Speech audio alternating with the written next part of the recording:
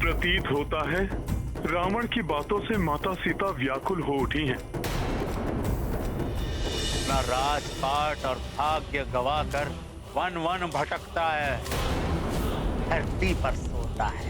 मुझे तो शंका हो रही है कि वो कहीं जीवित भी है कि नहीं।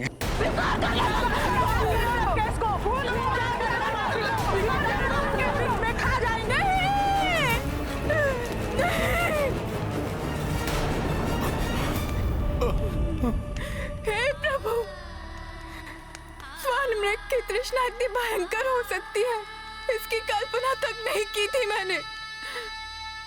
एक निरीह पशु की माया में आकर दूसरे हिंसक पशु के माया जाल में फंस गई मैं। इस मृग तृष्णा का ही परिणाम है ये, जो बार बार मुझे अपने पति का अपमान सहना पड़ रहा है। तुम्हारी भलाई इसी में है कि भूल जाओ उस भिक्षुक पति को, स्वीकार कर लो महाराज रावण को। रावण ही नहीं, वो तुच्छ राक्षसियां भी मेरे स्वामी के प्रति अपमानजनक भाषा का प्रयोग कर रही है, जो स्वामी का नाम लेने योग्य भी नहीं है। रघुकुल की प्रतिष्ठा को धूल धूसरित कर दिया है मैंने। उस दिन उनकी बात ना मानकर उनका अपमान क्या किया, आज औरों के मुख से उनके प्रति अपमानजनक बातें सुननी पड़ रही है मुझे। समस्त रघुकुल अपमानित हो रहा है आज मेरे कारण। कदाचित इसीलिए अब तक वो मुझे लेने नहीं आए। उनकी बात ना मानने का ही दंड है ये।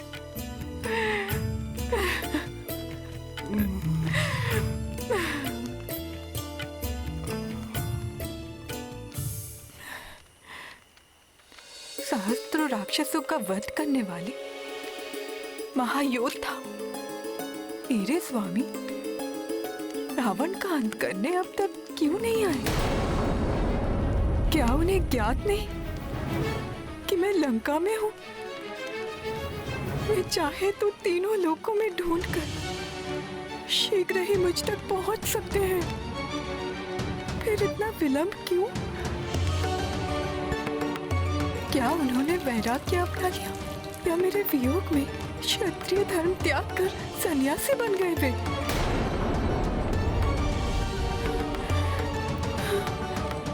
या कहीं ऐसा तो नहीं कि मायावी रावण ने छल से मेरे स्वामी के प्राण हर लिए हो? कुछ तो हुआ है जो 10 माह व्यतीत होने तक भी वे मुझे मुक्त कराने यहाँ नहीं आए।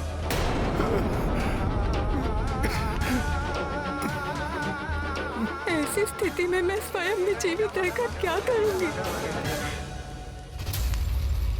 मैं जीवित नहीं रहूंगी।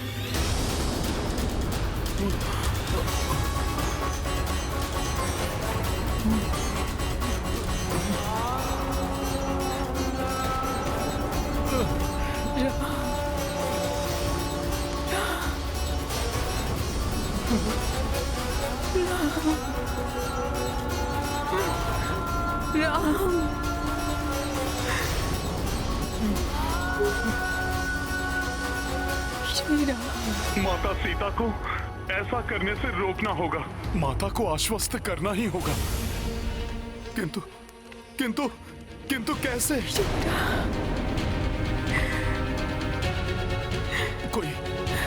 कोई तो युक्ति निकालनी ही होगी जिससे माता भयभीत भी ना हो और उन्हें मेरी बात पर विश्वास भी आ जाए। अब तो मात्र एक ही विकल्प है मेरे पास।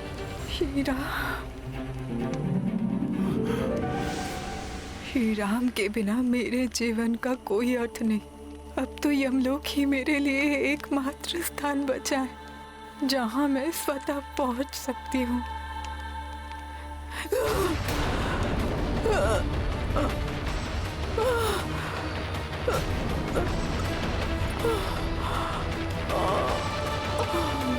नहीं, माता सीता ऐसा नहीं कर सकती।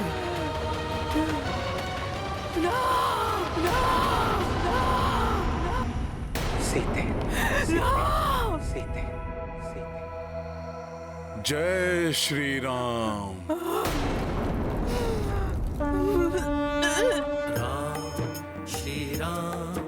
श्री राम जय जय राम, राम श्री राम जय जय राम। रघुकुल में दशरथ आंगन में चंद्रमुखी श्री राम थे जन्मे। हर्षित उल्लासित थी दिशाएं, दीप अवध प्रज्वल घर घर में। श्री राम जय जय राम, राम श्री राम जय जय राम। स्वामी के नाम की ध्वनि यहाँ लंका में, ये कोई माया है या मेरा दिवा स्वप्न या मेरा भ्रम? कुछ तो अच्छा होने का आभास हो रहा है मुझे। शिव धनुष की प्रत्यंचा चढ़ाई, जीता स्वयंवर जान की पाई। पितृवचन हेतु चले वन को, प्राण जाए पर वचन न जाए।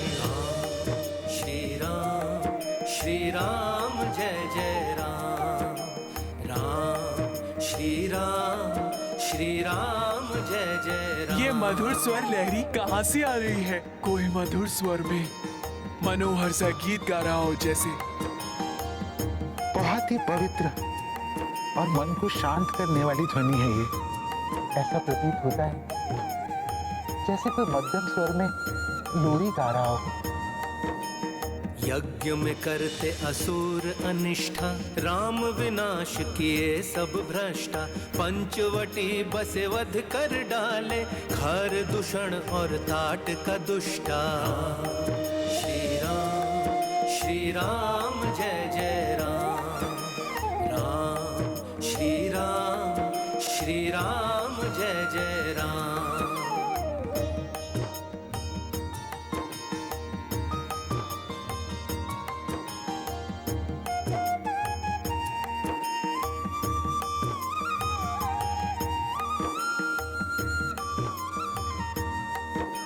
शोक राम को विधि ने लेखी, रावण ने हर ली बैदेही। किष्किंधा सुग्रीव मिले तब, राम किए वध वाली अधर्मी।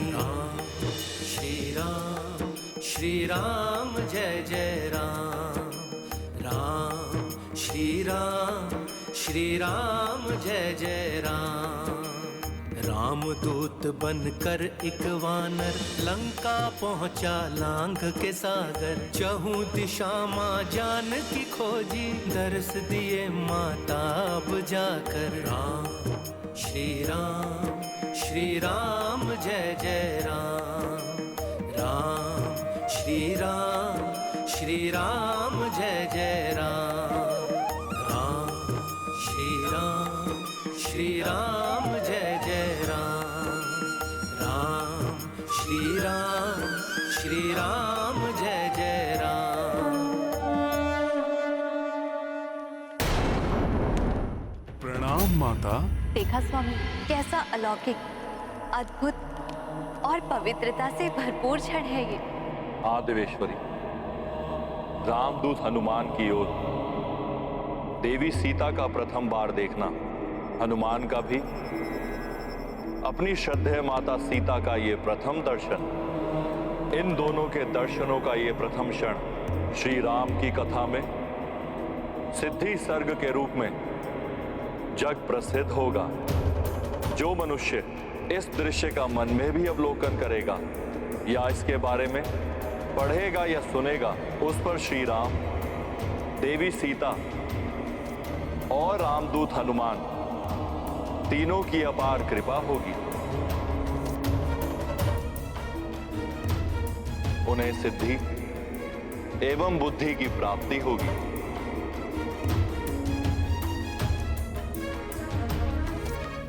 ये सत्य है या स्वप्न? वो गीत वाला वानर साक्षात मेरे समक्ष है। ये मेरे मन की कल्पना नहीं, सत्य है ये।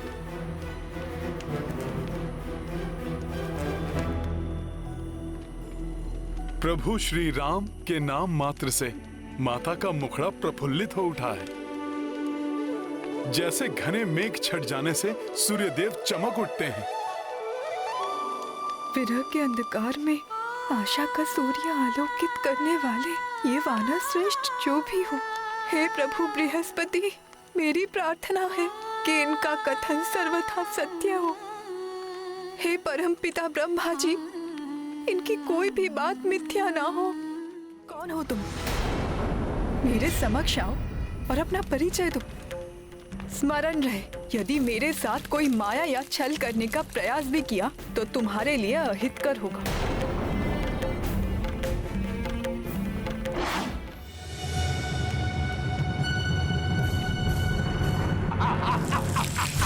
लंकेश दशानन रावण! बस बंद करो अपना ये छल। पहले स्वर्ण मृग बनकर मुझे मोहित किया, फिर सन्यासी बनकर मेरा हरण किया, अभी कपि का वेश बनाकर मुझे छलने आए हो। नहीं माता नहीं। मैं तुम्हें भली भांति पहचान गई हूँ मायावी। वेश बदलने में तुम पूर्णतया निपुण हो। रावण, अब तुम्हारी कोई भी माया मुझे नहीं छल पाएगी। माता, प्रभु श्री राम के भक्त को उनके शत्रु उस दुष्ट रावण के नाम से संबोधित मत करिए। मेरी बात का विश्वास कीजिए माता, मैं कोई अन्य नहीं, प्रभु श्री राम का संदेशवाहक हूँ। प्रभु श्री राम का दूत हूँ मैं माता।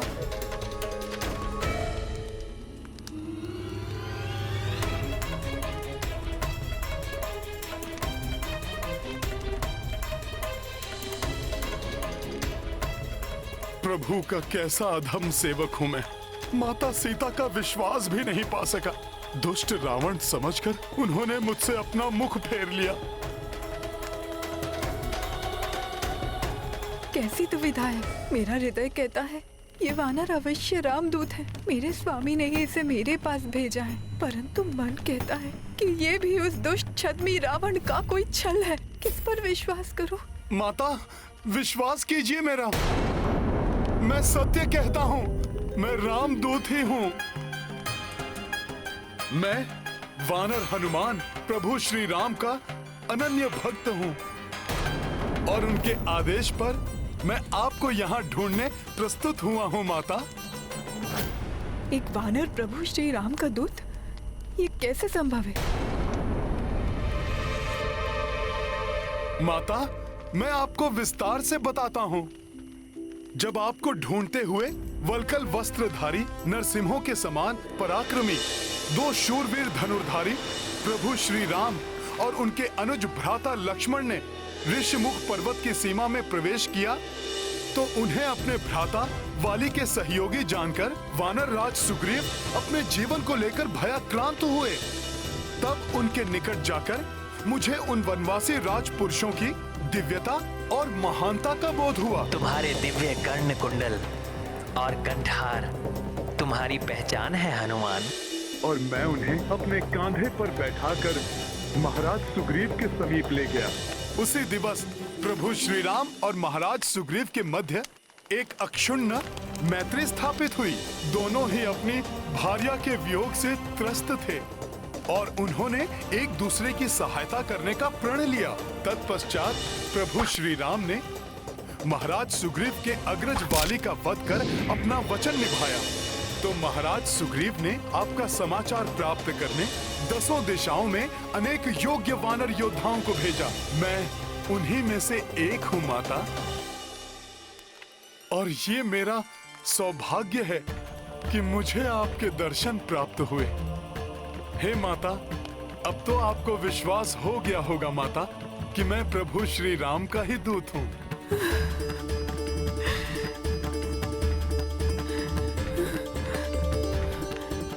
हे कपिवर, यदि आप सत्य कहते हैं और आप मेरे प्रभु श्री राम के दूत बनकर यहाँ उपस्थित हुए हैं, तो आपका मंगल हो। परंतु मेरा मन अभी भी अनेक शंकाओं से विचलित है। उनका निवारण करने हेतु आप मेरे प्रभु श्री राम की महिमा का विस्तार से वर्णन कीजिए, क्योंकि यदि आप रामदूत हैं तो आपको मेरे स्वामी श्री राम के सामीप्य का सुख लाभ प्राप्त हुआ होगा। हाँ माँ, हाँ हुआ है माँ। और आप उनके सभी उत्तम गुणों से भली भांति परिचित हुए होंगे।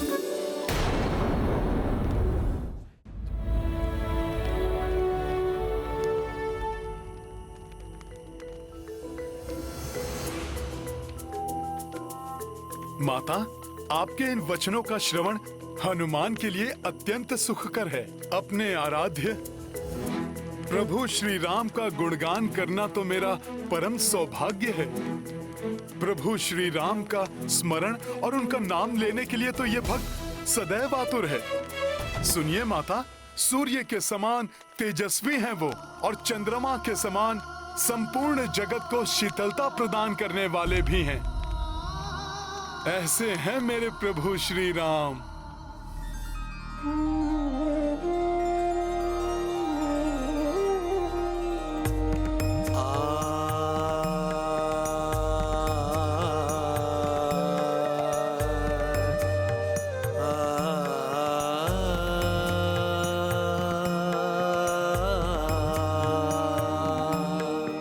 रामचंद्र ज्ञानवान नम्र भाषी शीलवान, चंद्र जैसे मुख पे सूर्य के समान धूप है।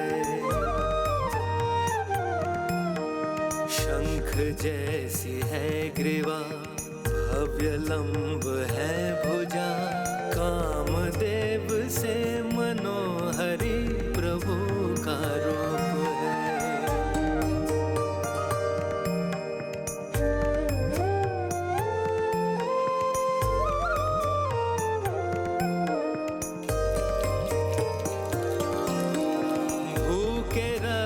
शील वो विनय है सहनशील वो, बृहस्पति के तुल्य रघुवीर ज्ञानवान है।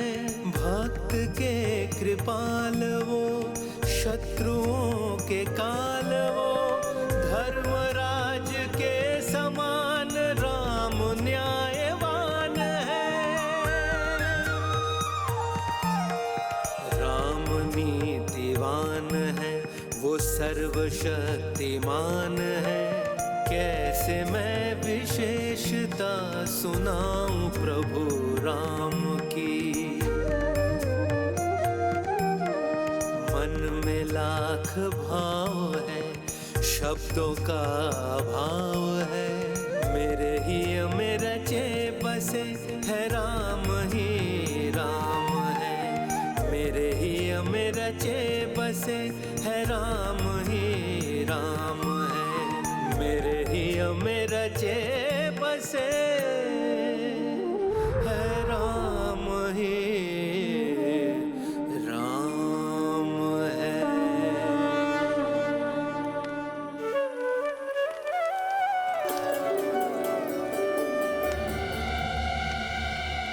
माता, मैंने अपने सामर्थ्य के अनुसार प्रभु श्री राम के वर्णातीत गुणों का बखान किया। अपने प्रत्येक कथन से आपको अपना विश्वास दिलाने का यथासंभव प्रयास भी किया, परंतु मुझे ज्ञात है शंका की छाया जो आपके हृदय पर छाई है उसे हटाना कठिन है। परंतु माता, जब प्रभु श्री राम ने मुझे आपको ढूंढने भेजा था तब भी मुझे इस कठिनाई का अनुमान था। इसीलिए प्रभु श्री राम ने मुझे एक ऐसी असाधारण, अमूल्य और विशिष्ट निधि देकर भेजा है जो आपको भी प्रिय है और जिसे देखकर आप मुझ पर अवश्य विश्वास करेंगे। जय श्री राम, जय श्री राम। ये देखिए माता,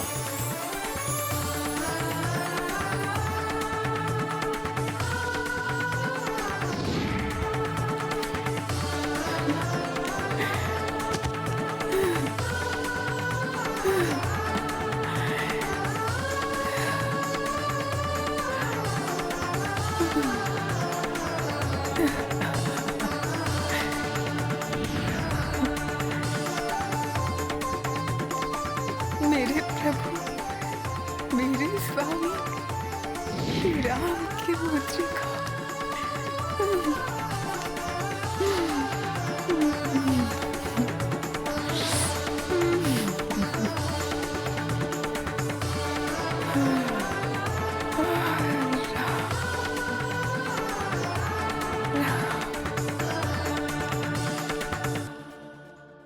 यदि आप सच्चे मन से सार्थक प्रयास करेंगे तभी आप किसी का भरोसा जीत सकते हैं।